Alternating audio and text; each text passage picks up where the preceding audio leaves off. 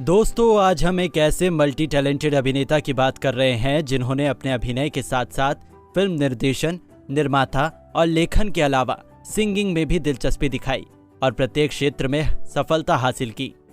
70 के दशक में आए हुए इस अभिनेता ने हिंदी फिल्मों के अलावा मराठी फिल्मों में भी अच्छा खासा नाम कमाया और बेहद प्रसिद्धि हासिल की। बात करेंगे हिंदी और मराठी सिनेमा के प्रसिद्ध अभिनेता अमोल पालेकर की, जो कि अपने अभिनय से सबका मनोरंजन करने के बाद वर्तमान में फिल्म निर्देशन के तौर पर सक्रिय हैं। पालेकर जी को विशेष रूप से नरम गरम, गोलमाल, शांताता कोर्ट चालू आहे जैसी सफल फिल्मों के लिए जाना जाता है। बहुमुखी प्रतिभा के धनी पालेकर ने अपने संपूर्ण करियर में बेहद प्रख्याति हासिल की और सभी को अपने अभिनय से अपनी ओर आकर्षित किया। आज भी उनके प्रशंसकों की संख्या करोड़ों में गिनी जाती है। अपनी बेहतरीन पर्सनालिटी और सुंदरता के चलते उन्होंने सभी के दिलों पर राज किया है और अपने अभिनय की बेहद लंबी पारी खेली है। दोस्तों, आज हम आपको अपनी इस वीडियो में पालेकर जी के प्रारंभिक जीवन, करियर और निजी जीवन के बारे में बताएंगे। साथ ही पालेकर साहब के जीवन से जुड़ी तमाम छोटी बड़ी जानकारी आपको देंगे, तो जानने के लिए हमारे वीडियो के अंत तक बने रहें। शुरुआत करते हैं उनके प्रारंभिक जीवन से। तो उनका जन्म 24 नवंबर 1944 को मुंबई, महाराष्ट्र में हुआ था। उन्होंने sir J college of arts, Mumbai में ललित कला का अध्ययन किया और एक चित्रकार के रूप में अपना कलात्मक करियर शुरू किया। एक चित्रकार के रूप में उनकी 7 प्रदर्शनियां थी और उन्होंने कई समूह शो में भाग लिया। वो बचपन से ही बहुमुखी प्रतिभा के धनी रहे। उनके परिवार में किसी का भी ताल्लुकात फिल्मों से नहीं था।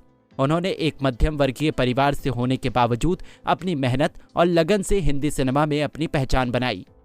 आज इनको एक मंच और फिल्म के अभिनेता के रूप में बेहतर जाना जाता है।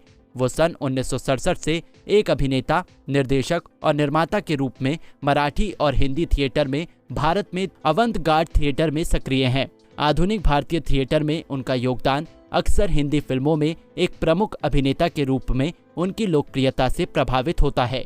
इन्होंने 1971 में मराठी फिल्मों से डेब्यू किया। सत्यदेव दुबे द्वारा निर्देशित फिल्म शांतता कोर्ट चालू आहे, इस फिल्म ने मराठी में नए सिनेमा आंदोलन की शुरुआत की और पालेकर को मराठी सिनेमा में प्रसिद्धि दिलाई।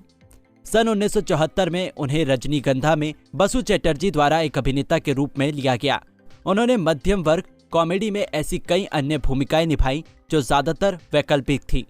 रजनीगंधा हिंदी सिनेमा में उनकी पहली फिल्म थी। इस फिल्म से वो हिंदी सिनेमा में भी प्रख्यात हो गए, जिसके बाद उन्हें कई फिल्मों में काम करने का मौका मिला। इन्हें ज्यादातर चटर्जी या ऋषिकेश मुखर्जी द्वारा निर्देशित किया गया था और इसमें गोलमाल और नरम गरम जैसी फिल्में शामिल थी। इन फिल्मों के लिए पालेकर बेहद प्रख्यात हुए। उन्होंने गोलमाल के लिए फिल्म फेयर सर्वश्रेष्ठ अभिनेता का पुरस्कार जीता। बाद में 1972 में उन्होंने अपना खुद का समूह अनिकेत शुरू किया। एक थिएटर अभिनेता के रूप में वो शांतता जैसे कई लोकप्रिय नाटकों का हिस्सा थे। सन 1994 में national centre for the performing arts में मंच पर एक प्रदर्शन के बाद वो रहस्यमय नाटक कुसुर द मिस्टेक के साथ 25 साल के अंतराल के बाद थिएटर में लौटे। इस नाटक का निर्देशन उन्हीं के द्वारा किया गया है और साथ ही वे मुख्य भूमिका भी निभाते रहे। एक फिल्म अभिनेता के रूप में वो सन 1970 के दशक में सबसे प्रमुख थे। एक बॉय नेक्स्ट डोर के रूप में उनकी छवि भारतीय सिनेमा में उस समय प्रचलित जीवन से बड़े नायकों के विपरीत थी। उन्हें सर्वश्रेष्ठ अभिनेता के रूप में एक फिल्म फेयर पुरस्कार और 6 राज्य पुरस्कार मिले। मराठी, बंगाली, मलयालम और कन्नड़ में क्षेत्रीय भाषा की फिल्मों में उनके प्रदर्शन ने उन्हें आलोचकों की प्रशंसा भी दिलाई। सन 1979 में उन्हें 16वां सावन में 16 वर्षीय श्रीदेवी के साथ जोड़ा गया, जो एक नायिका के रूप में उनकी पहली हिंदी फिल्म थी। पालेकर ने एक बौद्धिक रूप से विकलांग व्यक्ति की भूमिका निभाई, जो मूल तमिल फिल्म में कमल हसन द्वारा निभाया गया एक चरित्र था। उनके इस किरदार को दर्शकों ने बेहद पसंद किया।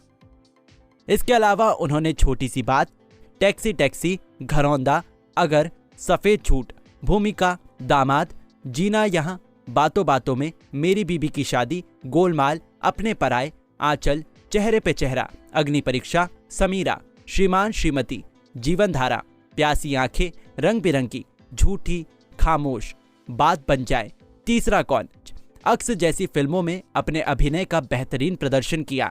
सन 1982 में उन्होंने मलयालम फिल्म ओलंगल में रवि की भूमिका निभाई। और उन्होंने मराठी फिल्म आकृति से निर्देशन की ओर रुख किया। उन्होंने थोड़ा सा रुमानी हो जाए और पहेली जैसी फिल्मों के साथ एक निर्देशक के रूप में अपनी क्षमताओं को दिखाया। थोड़ा सा रुमानी हो जाए प्रबंधन, पाठ्यक्रम और मानव व्यवहार से संबंधित अध्ययनों का एक हिस्सा बन गया है। पहेली 2006 के ऑस्कर में सर्वश्रेष्ठ विदेशी फिल्म के लिए भारत की आधिकारिक प्रविष्टि थी। फिल्म हालांकि अंतिम नामांकन में जगह नहीं बना पाई। एक निर्देशक के रूप में उन्हें महिलाओं के संवेदनशील चित्रण, भारतीय साहित्य से क्लासिक कहानियों के चयन और प्रगतिशील मुद्दों के अवधारणात्मक संचालन के लिए जाना जाता है।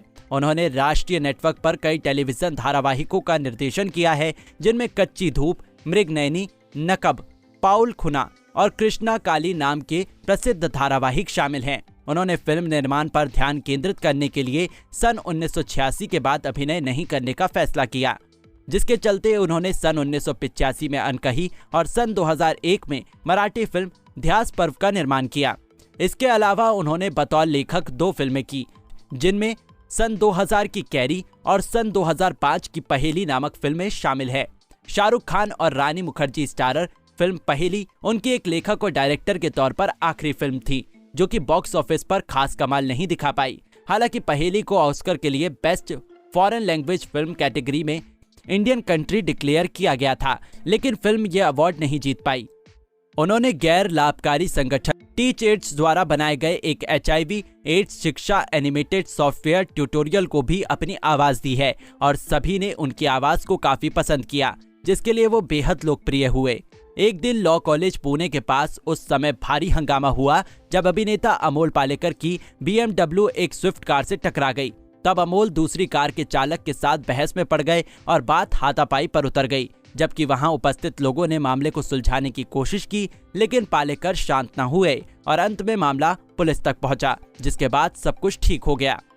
इसके अलावा एक बार मुंबई में कलाकार प्रभाकर बर्वे की प्रदर्शनी के उद्घाटन समारोह के दौरान NGMA सदस्यों की टोका टोकी के कारण पालेकर को अपना भाषण बीच में ही खत्म करना पड़ा, जिस बात को लेकर बाद में काफी बड़ा विवाद हो गया था, लेकिन अंततः सब ठीक हो गया। बात करें उनके पारिवारिक जीवन की, तो उनके पिता का नाम कमलाकर पालेकर था और उनकी मां का नाम सुहासिनी पालेकर था। उनकी 3 बहनें हैं, जिनके नाम रेखा, नीलम और उन्नति है। उनका पालन पोषण उनकी 3 बहनों के साथ उनके पिता ने किया, जो जनरल पोस्ट ऑफिस में काम करते थे, और उनकी मां जो एक निजी कंपनी में काम करती थी। चलते हैं उनकी निजी जिंदगी की ओर।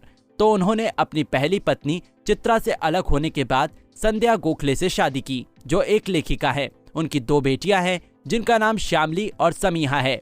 श्यामली पालेकर, जो कि उनकी पहली पत्नी चित्रा और अमोल की बेटी है, वो एक अभिनेत्री और एक समलैंगिक अधिकार कार्यकर्ता है, और उनकी दूसरी बेटी समीहा एक खेल कानून स्नातक है और उन्होंने रग्बी में भारत का प्रतिनिधित्व किया है।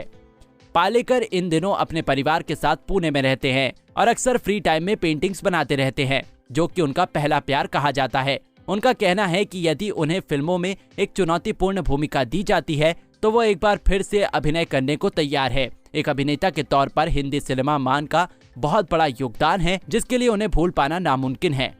मीडिया रिपोर्ट्स के अनुसार संध्या गोखले ने कुछ महीने पहले बताया था कि अमोल एक पुरानी बीमारी से पीड़ित है। ज्यादा धूम्रपान करने के कारण उन्हें 10 साल पहले भी अस्पताल में भर्ती कराया गया था, लेकिन अब उनकी हालत ठीक है। हम उनके अच्छे स्वास्थ्य की कामना करते हैं और आशा करते हैं कि वो अपनी बेहतरीन कला के साथ जल्द ही बड़े पर्दे पर नजर आए और अपने दर्शकों का मनोरंजन कर उन्हें प्रसन्नचित करें। तो दोस्तों, यदि आपको हमारी ये वीडियो पसंद आई हो तो लाइक, शेयर और कमेंट जरूर करें, और अपने पसंदीदा एक्ट्रेस और एक्टर के बारे में जानना चाहते हैं तो हमारे चैनल को सब्सक्राइब करना ना भूलें। धन्यवाद।